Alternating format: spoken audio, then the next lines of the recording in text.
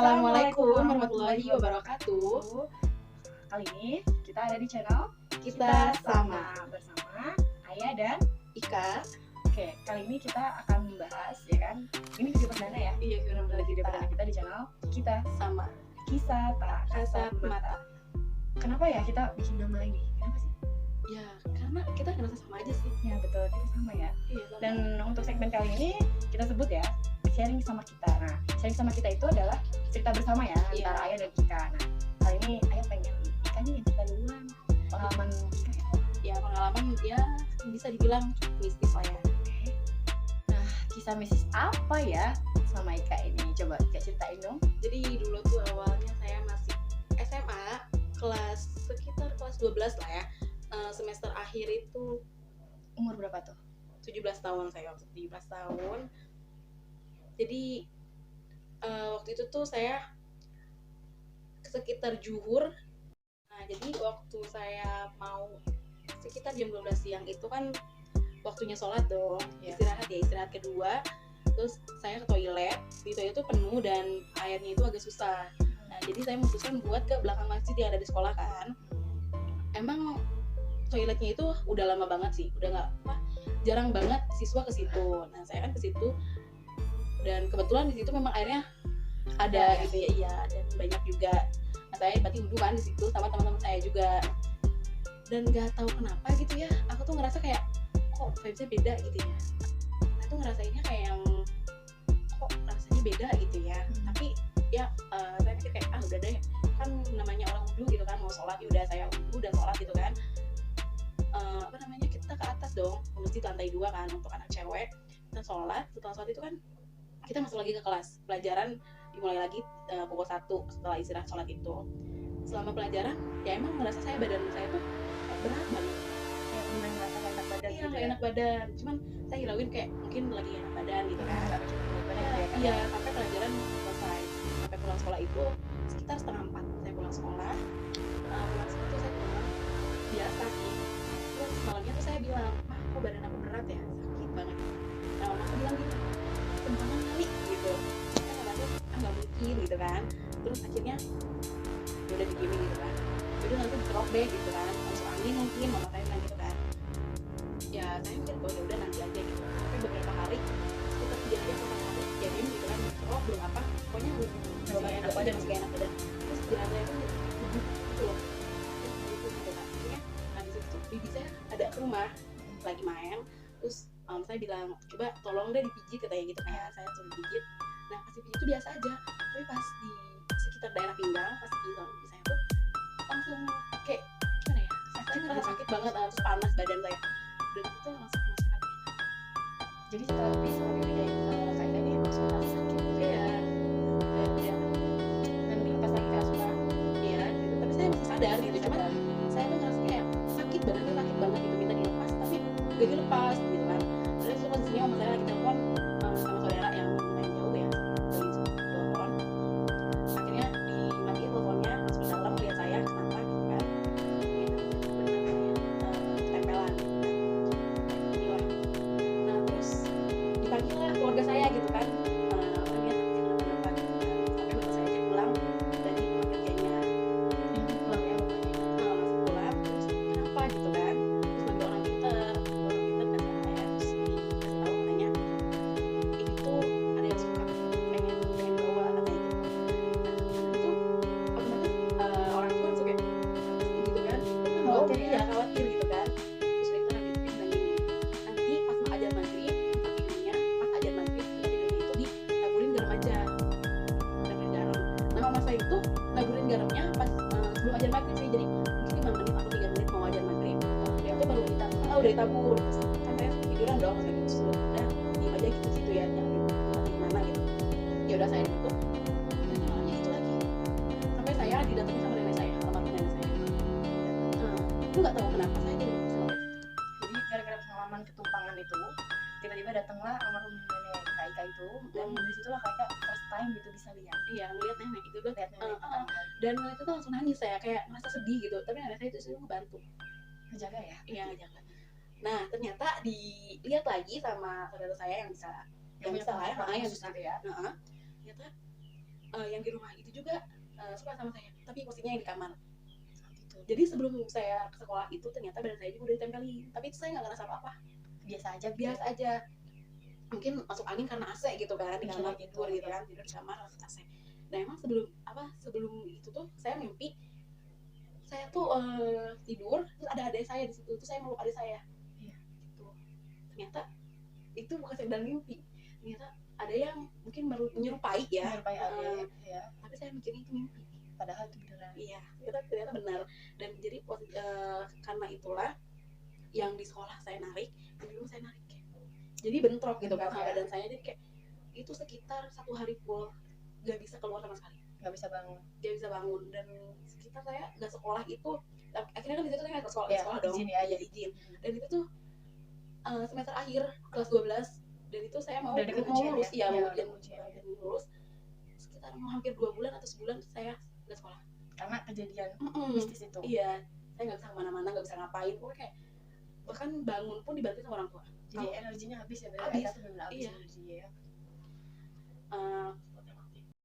Seminggu sebelum saya nggak masuk itu, guru wali kelas sama teman-teman saya tuh udah di grup sekolah dijelasin sama orang tua saya.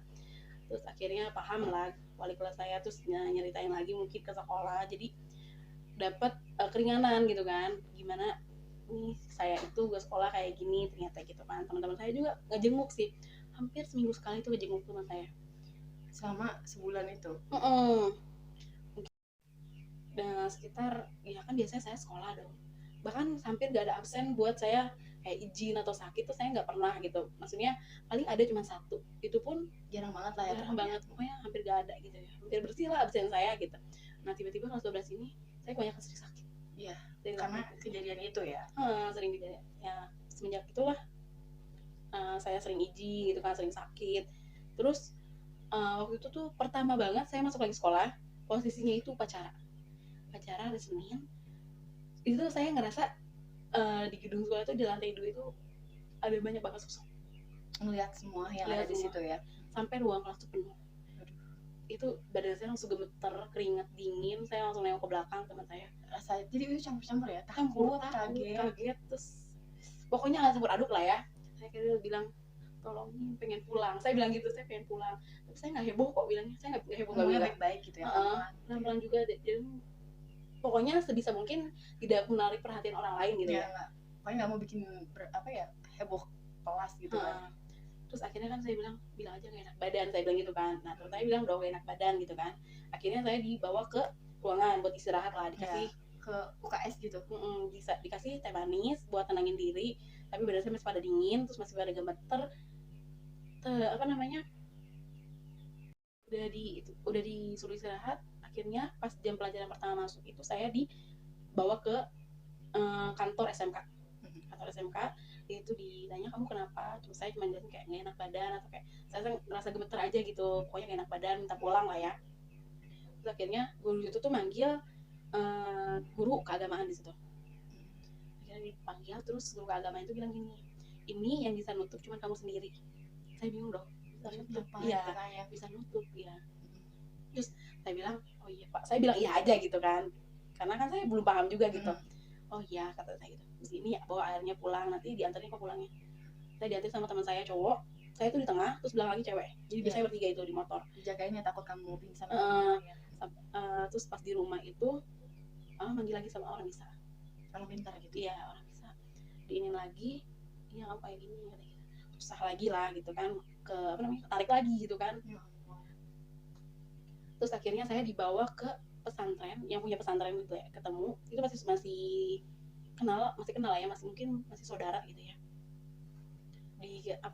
Dikasih kalung buat jaga diri, terus dikasih juga air minum, diminum baca bismillah, terus dikasih amalan juga buat nanti juga terbiasa kayak gitu kan.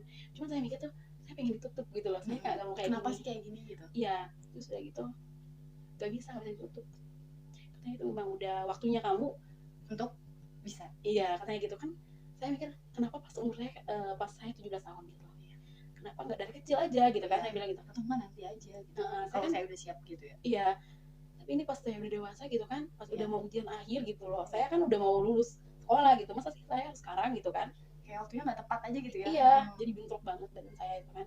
Ya udah akhirnya kan pulang istirahat dong. Iya. Pulang istirahat itu ternyata saya tuh bangun tapi kayak bukan bangun gimana ya, kayak ada yang bangunin saya gitu, dipanggil. Iya. Ya saya bangun dong otomatis gitu kan, tapi saya ikutin suaranya di bawah ke taman depan rumah itu, depan kamar lah. Itu ada pohon apa ya, pohon palem. Iya. Palem merah di situ. Kalau saya ngeliat sosok gede gitu, itu dia pocong ya. Gitu. Okay. Nah, dia nunjuk, tapi nunjuknya gimana ya, bukan pakai tangan sih, dia kayak ngangguk gitu, pakai mata ya. Seolah-olah bilang kayak gali tanah itu. Jadi dia nunjukin sesuatu tapi dengan instruksi matanya, kayak seakan bilang itu gali di situ. Iya, gali di situ. Jadi kamu gali? Enggak, belum sampai sana. Dalam sebulan pas saya ternyata tuh tanah itu ngeluarin cahaya merah. Dan nggak tahu kenapa saya dikasih lihat itu batu gitu, ada batu. Jadi kayak saya tuh mau dikasih barang, terus badan saya udah nggak kuat, langsung jatuh di situ.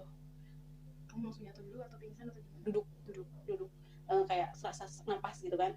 Nah kira kebetulan om saya itu lewat gitu kan, terus langsung saya dibawa ke kamar, katanya kenapa sih, katanya gitu kan, kenapa bangun gitu kan, udah istirahat aja gitu.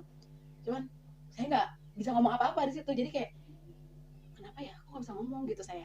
Akhirnya ya udah dibawa ke kamar, suruh istirahat lagi kan, istirahat, saya tidur gitu, tapi ngerasa nggak tenang gitu. Tetap kayak masih ada ya kebayang-bayang sama yang tadi terjadi gitu ya. Iya, dan sebenarnya kejadian itu nggak cuma itu aja ya, masih banyak lah. Sampai itu yang pertama banget ya, awal-awal ya. Iya, sampai saya di tarik sana tarik sini sama dua sosok itu ya. Itu dua sosok itu cowok. Kalau boleh tahu sosoknya bentuknya kayak gimana kayak? Bentuknya tinggi. Kalau dilihat dari belakang itu kayak orang sih, sebenarnya kayak orang, cuman bayangan hitam. Iya, bayangan hitam. Auranya juga nggak enak ya. Yang satu. Iya. Satunya lagi kan?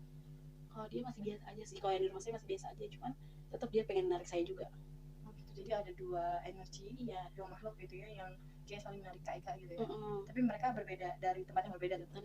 Yang pertama itu di kamar mandi sekolah di belakang masjid itu. Dan yang satunya lagi dari rumah. Iya, di kamar, posisi di kamar itu. Itu kamar tuh saya emang jarang tidur di kamar itu sih sebenarnya. Jadi itu maksudnya kamar udah lama kosong gitu ya? Kosong lama enggak sih. Ada yang nempatin tapi bukan Kak Ika gitu. Jarang banget saya di situ. Oke. Nah, sampai sini di teman-teman itulah pengalaman Kak Ika mengenai awal mula ya, pengalaman mistis. Iya, Kak Ika sebelum terbuka ya mata batinnya, dan sampai sekarang masih bisa lihat kan Kak Ika? Masih bisa, tapi sekarang tuh lebih ke ya agak bisa mulai mengontrol diri lah. Jadi udah mulai bisa mengendalikan ya. Iya. Jadi nggak terlalu shock juga kan, kayak itu kan ibaratnya Iya. Awal-awal itu masih shock ya, ada yang shock lihat makhluk yang luar biasa gitu kan ya. Yang kita tuh kayak mimpi ya gitu, bisa kayak gitu kan. Itu bener-bener kayak yang emang bener-bener mau banget. Iya, pasti orang yang baru-baru mengalami hal itu akan bilang nggak mau, tapi gimana lagi gitu kan. Iya. Karena kayak udah bagian dari perjalanan hidup Kak Ika gitu untuk menjadi seorang gitu. Iya. Oke. Bisa bilang kita sama itu ada membahas tentang kisah misteri ya teman-teman. Jadi konten kita ini untuk di-sharing sama kita ini adalah sharing antara Ayah dan Ika tentang pengalaman mistis. Dan untuk di video pertama kita ini adalah sharing pengalaman awal mula Kak Ika menjadi seorang indigo. Baik teman-teman, kita udah sampai di akhir video nih. Untuk teman-teman yang mau sharing-sharing juga gitu kan, boleh banget nanti di kolom komentar. Jangan lupa hubungin kontak kita ya, ada email ya. Kita bisa email juga kalau teman-teman juga ada yang mau cerita pengalaman mistis, teman-teman yang ngerasa udah terbuka mata batin atau bisa dibilang indigo juga bisa sharing-sharing sama kita di sini. Dan untuk di video kita apa nih? Mungkin cerita selanjutnya untuk Kaya ya. Terus kalian juga mungkin yang nggak indigo atau punya kisah mistis kayak gitu bisa ceritain juga sama kita. Bisa kirim dulu lewat email mungkin ya. Nanti kita tulis di bawah ya di deskripsi ya. Nanti kita akan tulis di deskripsi ya untuk emailnya ya, emailnya. Jadi teman-teman yang punya pengalaman mistis bisa email ke kita. Dan teman-teman yang mau komentarin video ini dan saran kita terima dengan senang hati. Akhir kata ya, terima kasih sudah menonton di kita sama Kisah Tak Kasat Mata. Akhir kata, terima kasih. Saya Ayah. Saya Ika. Wassalamualaikum warahmatullahi wabarakatuh.